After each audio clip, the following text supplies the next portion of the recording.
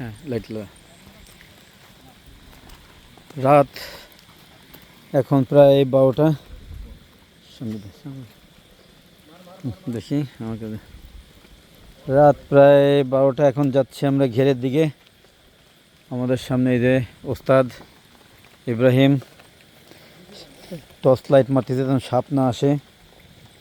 এখানে কেউটো সাপ পাওয়া যায়। ওস্তাদ কোন সময় কার কপালে বেঁধে দেয় বলা কঠিন। খুবই রিস্ক নিয়ে যাচ্ছি কারণ আমাদের ঘের ভেসে গেছে। এখন এটারে বাধা লাগবে, ট্যাকেল দিতে হবে।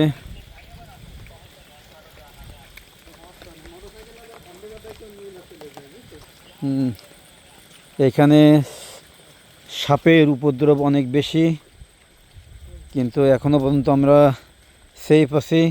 এদিকে কি ঠিক আছে? আলামিন কই গেল? সে খুব সাহসী। কাদা মরে খোদারে, কোন অ্যাডভেঞ্চারের মধ্যে পড়ে গেলাম আজকে। আল্লাহ জানে কোথায় যাচ্ছি আমরা, কত দূর আগাতে পারবো।